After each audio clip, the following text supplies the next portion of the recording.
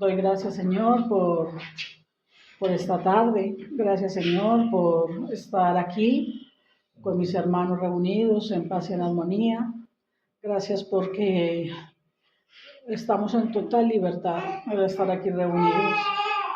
Y esto es algo que nos da un privilegio muy enorme, el que estemos aquí sin ninguna opresión. Gracias, Señor. Que seas tú el que se manifieste a través de mí, que no sea yo la que hable, sino que seas tú el que me dirija y el que me use para poder llevar tu mensaje. Te lo pido, Señor. Amén.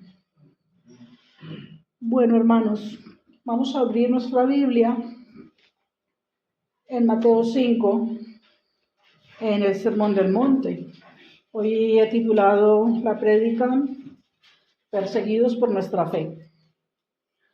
Y vamos a leer unos versículos de las bienaventuranzas. Desde el 9. Bienaventurados los que procuran la paz, pues ellos serán llamados hijos de Dios. Bienaventurados aquellos que han sido perseguidos por causa de la justicia, pues de ellos es el reino de los cielos. Bienaventurados seréis cuando os insulten y persigan y digan todo género de mal contra vosotros falsamente por causa de mí. Regocijaos y alegraos, porque vuestra recompensa en los cielos es grande, porque así persiguieron a los profetas que fueron antes que vosotros. Este tema me está inquietando hace bastantes días, y es el tema de la persecución de las personas que son perseguidas, oprimidas por llevar y manifestar su fe en Cristo. Pero, ¿qué significa perseguir? Es cuando alguien es seguido, es hostigado, es acosado, es acechado.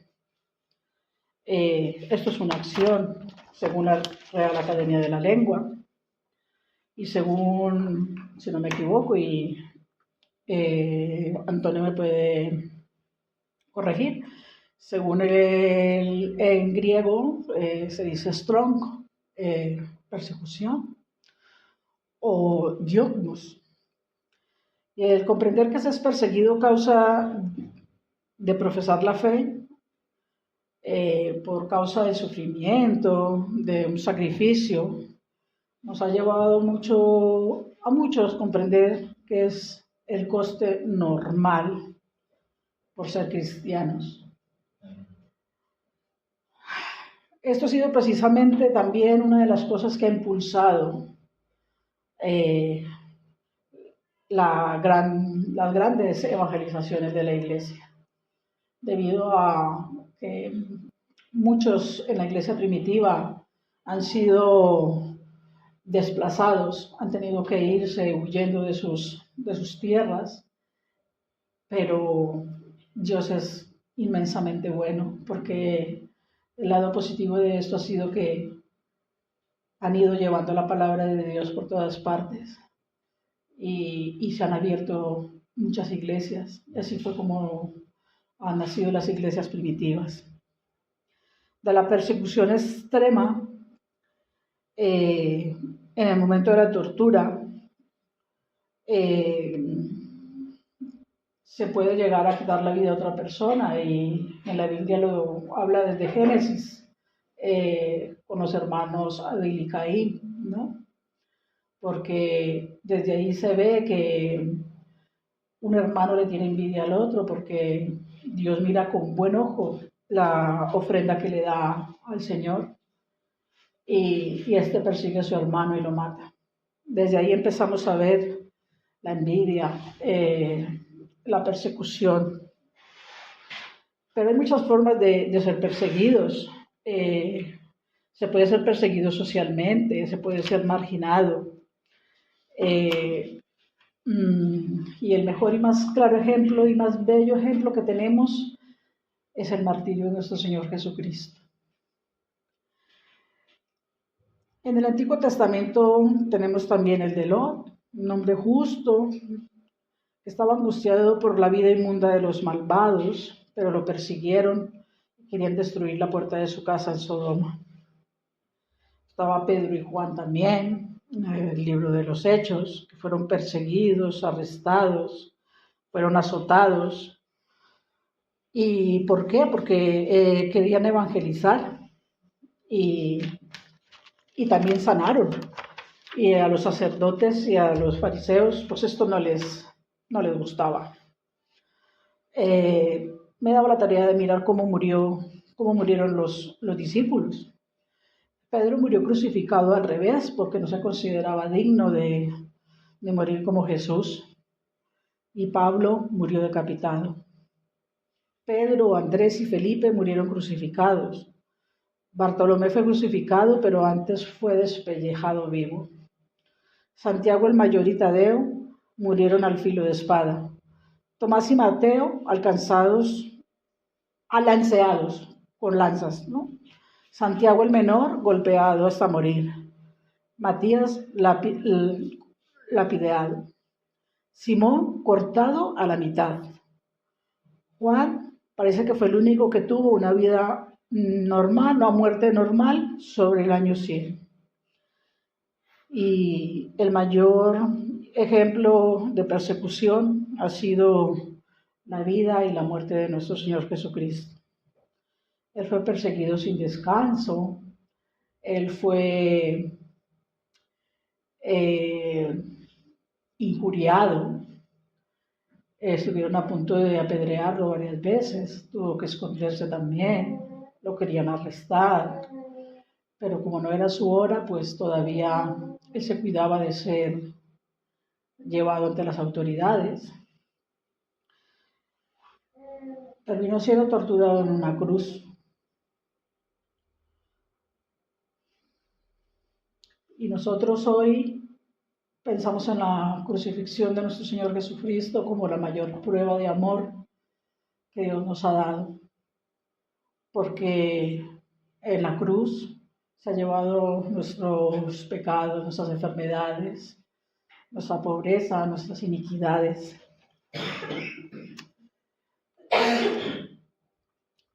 Y también se usa la persecución de los creyentes para el bien eterno. En 2 Corintios dice, en el capítulo 4, del 8 al 9, estamos atribulados en todo, pero no angustiados, perseguidos, pero no abandonados, derribados, pero no destruidos. Y aunque nos torturen, nuestra salvación está en el Señor y eso nadie nos lo puede quitar. ¿Quién de ustedes al llegar aquí tuvo algún problema? Nadie, ¿verdad? A ninguno le pusieron problema por llevar una Biblia debajo del brazo. A ninguno le detuvo la policía. A ninguno le pincharon el teléfono. A ninguno le hicieron por inteligencia artificial la captura de la cara para luego estarla persiguiendo, como están haciendo actualmente. Son pruebas muy duras que miles de cristianos ahora mismo están padeciendo. Y son pruebas que nos ayudan a aumentar la fe y una esperanza más profunda. Pero nosotros somos privilegiados. ¿Alguna vez nos hemos puesto en el lugar de ellos? Tan solo he escuchado el testimonio de Julián, que fue perseguido por su decano en la universidad. Y nos contaba que por el hecho de ser evangélico fue oprimido. Yo tuve persecución, pero no por por mi religión, sino por ejercer la libertad de expresión. Pero bueno, cualquier método de opresión lleva a la persona a sufrir consecuencias graves para el desarrollo de sus actividades, de sus anhelos, de sus sueños. La iglesia ha ido creciendo desde los inicios, como lo decía antes, al tener que irse desplazando. Eh, y vamos a hablar de la vida de Esteban. La vida de Esteban está en el libro de los Hechos. Vamos a ir al libro de los Hechos.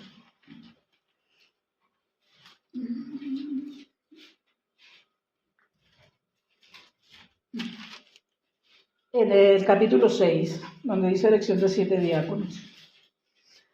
Hay una queja de parte de los judíos porque en las viudas y los pobres estaban desatendidos. Entonces se pusieron de acuerdo para nombrar 7 personas que estuvieran atentas a estas necesidades y los llamaron diáconos. ¿Y qué significa ser diácono?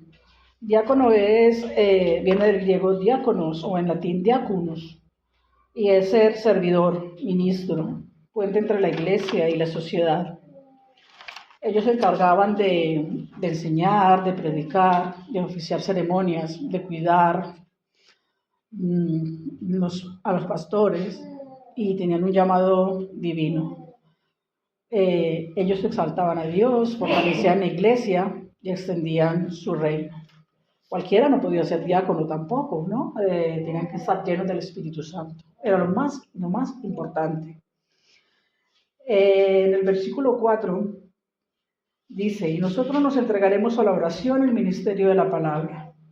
Lo propuesto tuvo la aprobación de toda la congregación y escogieron a Esteban, un hombre lleno de fe y del Espíritu Santo, y a Felipe, a Prócoro, a Nicanor, a Timón, a Parmenas y a Nicolás, un prosélito de Antioquía, a las cuales presentaron ante los apóstoles después de orar y pusieron sus manos sobre ellos.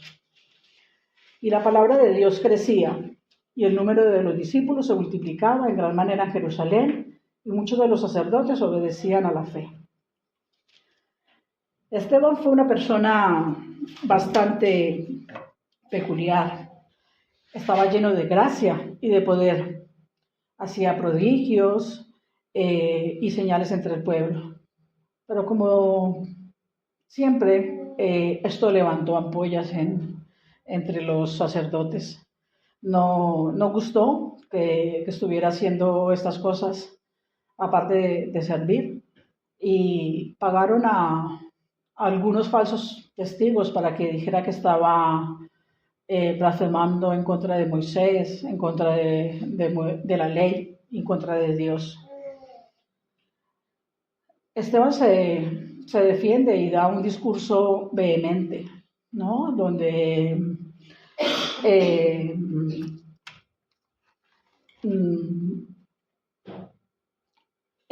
nadie podía resistir su sabiduría. Y en ese discurso dio un mensaje que fue muy claro cuando les dijo que habían rechazado a Jesús, quien era como Moisés, pero más grande. Y hablaba sobre toda la historia de Israel y recordaba que el Altísimo no habitaba en casas hechas por manos. Y estaba lleno del Espíritu Santo y sus ojos estaban fijos en el cielo y los demás lo veían con una cara como de ángel.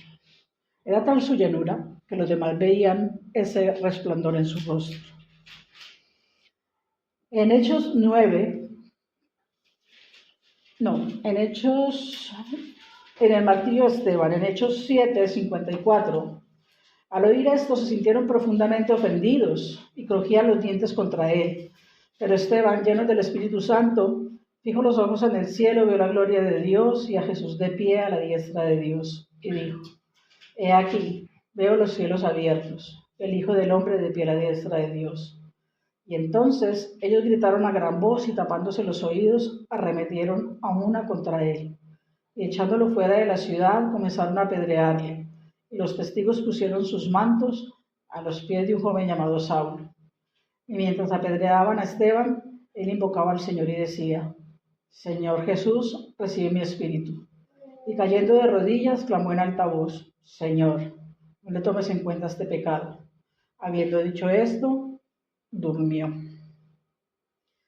En la vida de Esteban encontramos varias cualidades importantísimas en un cristiano. El sacrificio, la fe, el servicio y el perdón. Y también, como lo decía Antonio la semana pasada, la alegría al servir, porque él lo hacía con un espíritu de servicio, con mucha fe y con mucho amor. Hay una organización que todos conocemos que se llama Puertas Abiertas y existe desde hace 60 años, desde que un hombre llamado Andrés sintió en su corazón que tenía que hacer algo. Y lo inquietaba mucho el versículo de Apocalipsis 3:2 que decía, despierta, pues, y reavive lo que aún no ha muerto en todo. Y desde ahí empezó un ministerio. Empezó a mandar Biblias de contrabando a los países comunistas del este. Y empezó su ministerio dando, además de Biblias, recursos. Y a medida que pasaban los años, esa organización fue creciendo, dando capacitación, alfabetización, atención a las víctimas, ayuda humanitaria, servicio de amparo, servicios jurídicos y movilizar a la iglesia en todas partes. Ante todo, llamarnos a algo muy importante, y los que podemos profesar la fe de forma libre y autónoma no nos damos cuenta, y es que tenemos la mayor arma que tenemos los cristianos, que es la oración. ¿Cuántos de nosotros nos acordamos a diario de todas estas personas que ahora mismo están presas o sin juicios o condenados a cadena perpetua, o que están desplazados, o que tienen que vivir una vida doble en la calle, parecer musulmanes y el secreto ser cristianos? Yo creo que nosotros estamos muy cómodos en el papel que estamos jugando.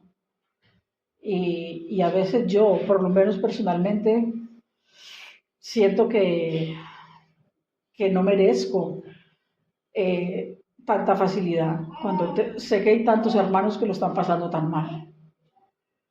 Podemos ayudar con donaciones, con diezmos, pero la oración es clave, hermanos. ¿Cuántos han perdido la vida por decir yo creo en Dios, yo creo en Jesús? Y le han dicho, vuelve a decir que crees en Dios y te mato. Yo creo en Dios, yo creo en Jesús. Y lo han asesinado. Y han visto morir a sus esposos, han visto morir a sus hijos, han visto pastores derribar sus iglesias. Y ahora mismo hay una persecución en más de 50 países del mundo. El primer país donde hay mayor persecución es Corea del Norte. Le sigue Somalia, Yemen, Libia, Sudán, Eritrea, Nigeria, Pakistán, Irán y Afganistán, nombrando los 10 primeros. Esta ONG evalúa 150 países. Y en América Latina, lamentablemente, tenemos 4 países. El puesto 26 lo ocupa Cuba, debido al régimen que hay allí comunista. El puesto 30 lo ocupa Nicaragua, también debido a problemas políticos y a pandillas. El número 31 México, por el narcotráfico y la delincuencia. Y el 46 Colombia, debido a la guerrilla, al narcotráfico, los paramilitares y a la corrupción. Casi todos nosotros venimos de América Latina y sabemos lo que es la violencia. Y no sé si ya se nos olvidó lo que es caminar y mirar para atrás a ver si alguien nos persigue. Yo por lo menos, a mí me costó muchísimo, estando aquí en España, olvidar eso. Yo caminaba y constantemente miraba para atrás y todavía no había conocido al Señor. Lo que pasa es que ahora no miro para atrás porque sé que voy con el Señor. sé que Él va conmigo a mi lado, pero es que estoy en un lugar donde a mí nadie me impide abrir una Biblia y leerla, llevarla en la mano, entrar aquí, gozarme de una congregación, participar de todas las actividades. Pero hay tantos hermanos en la fe que no lo pueden hacer, hermanos. ¿Saben cuántos cristianos hay ahora mismo en el 2025 que son perseguidos? Más de 380 millones de cristianos sufren por su fe. Tienen altos niveles de persecución y son discriminados. 1 de cada 7 cristianos en el mundo son perseguidos. 1 de cada 5 cristianos en África. 2 de cada 5 en Asia. Y 1 de cada 16 en América Latina. En el último año han matado a 4.476 cristianos. Han atacado a 7.679 iglesias. Han detenido a 4.744 cristianos. La opresión te mina la conciencia, te mina la vida privada, la familiar. No dejan que transmitas tu fe a tus miembros de tu familia. Te minan la vida comunitaria. Es muy importante esto porque son segregados, son apartados, son excluidos, como si tuvieran lepra. A nivel nacional no pueden participar en empleos públicos, ni en la vida pública, y mucho menos pensar en que pueden optar por candidaturas, ¿no? Porque son mal vistos. Como iglesia no se pueden reunir porque los asesinan, los detienen, los queman. Tienen violencia mental, corporal, material. Se supone que todos tenemos un derecho que está en la Declaración de los Derechos Humanos, que es en el artículo 18, que dice que tenemos derecho a la libertad de pensamiento, de conciencia, de elegir nuestra propia creencia y a expresarla. Pero esto en muchos países simplemente no existe. Y en Corea del Norte, por ejemplo, es el régimen más cerrado del mundo, donde los cristianos son enviados a campos de concentración, donde hay prisioneros, donde los ejecutan. Y quiénes son los más peligrosos y quiénes son los que más los acusan, los propios familiares. Entonces, si tú no puedes confiar en tu familia, ¿en quién confías? La zozobra y el temor de que tu propio hijo te denuncie, porque los alientan a que denuncien a sus propios padres. En Egipto, por ejemplo, que está en el puesto 40,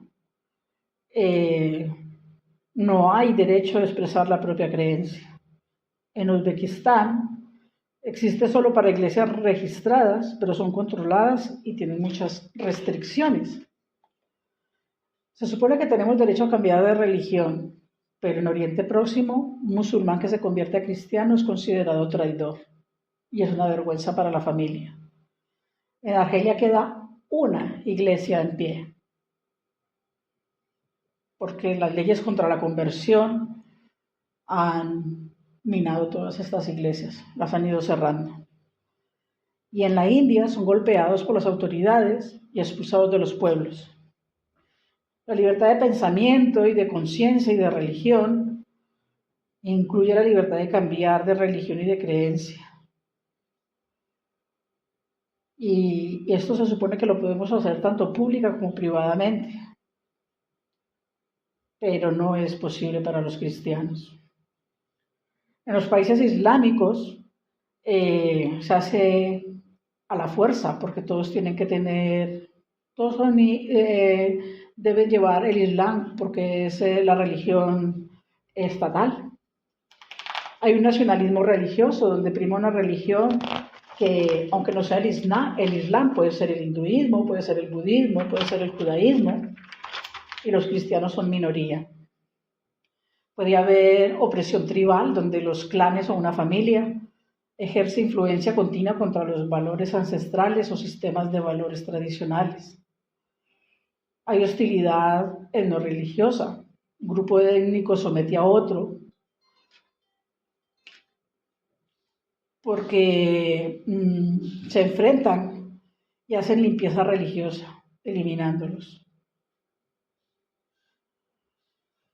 Hay compañeros que son perseguidos por los mismos cristianos porque no quieren que tengan otra ideología, otra doctrina. Y en la opresión comunista o la poscomunista, perdón, es que me está llamando mi hija. La opresión comunista o poscomunista, en las iglesias son perseguidas por los sistemas estatales. Llevan registros y monitoreos. Hay una intolerancia que no tiene límites.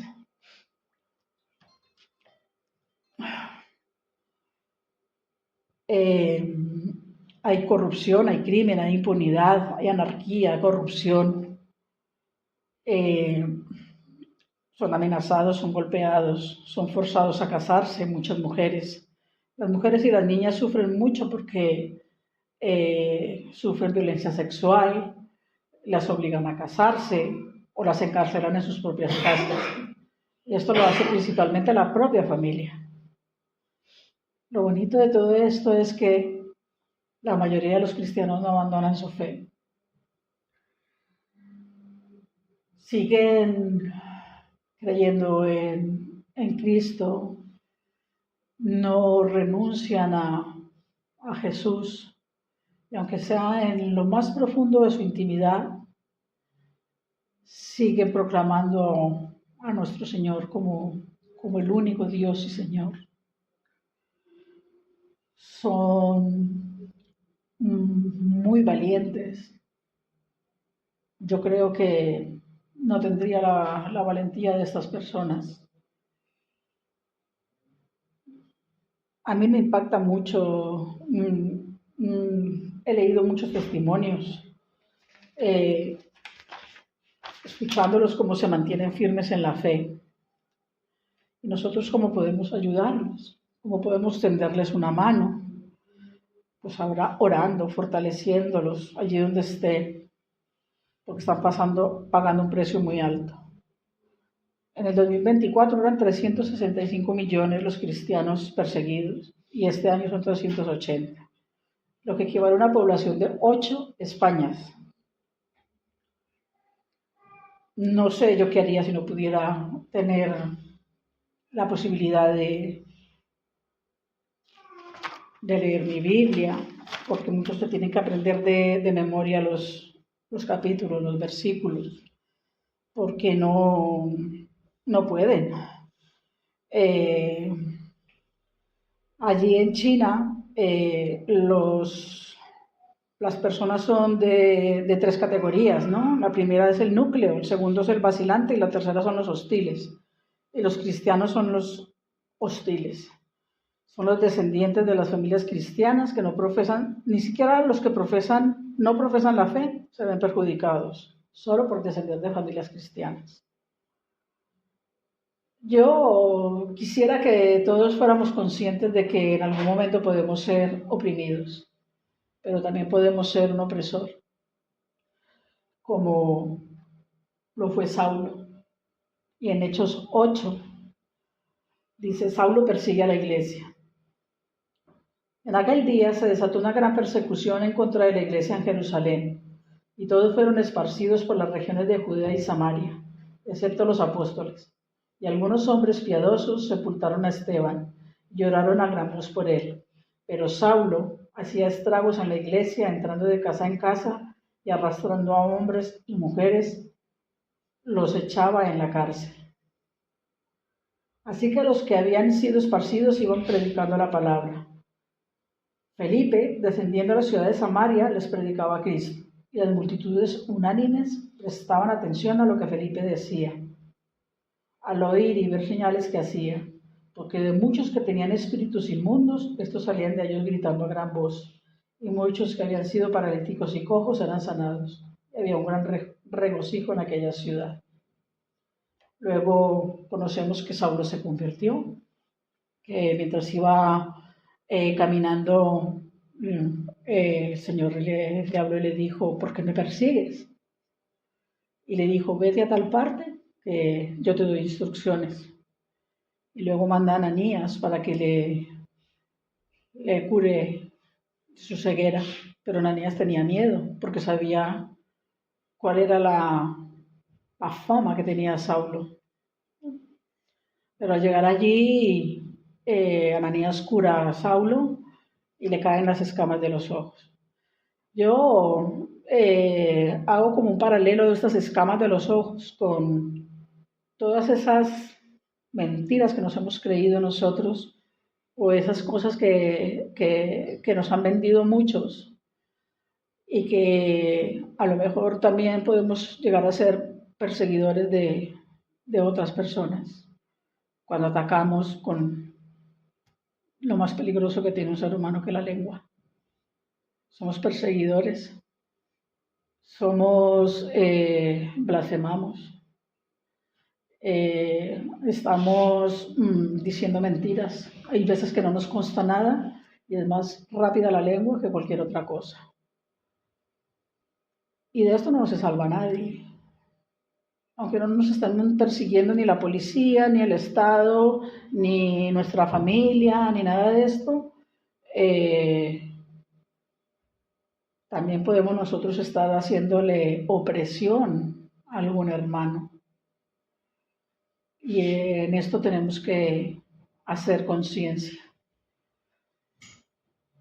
Y algunos que nos hemos convertido de una religión a otra, como yo, por ejemplo, que nací en una iglesia muy católica, yo he sentido la presión de mi familia, pero no a este extremo. Entonces, si yo he sentido esa presión, no quiero pensar cómo esta gente puede estar viviendo. Y le pido al Espíritu Santo y le pido al Señor que los acompañe, que los guíe, que los ilumine, que los llene de sabiduría, que les dé discernimiento, que les dé esa capacidad de aguantar, de soportar. Porque todo lo que hagamos para Él será nuestra victoria y será nuestro mayor tesoro, porque lo ganaremos para Dios. Y voy a terminar con 1 Corintios 28:20. Anímate y esfuérzate, y manos a la obra. No temas ni desmayes, porque Jehová, Dios, mi Dios, estará contigo. Él no te dejará ni te desamparará hasta que acabes toda obra para el servicio de la casa de Jehová. Yo les invito, hermanos, y me incluyo, que nuestra vida sea una vida de servicio para los demás y que en la medida de lo posible tengamos en nuestras oraciones a todas estas personas que no pueden ejercer con libertad y profesar la fe en Cristo. Muchas gracias. Amén.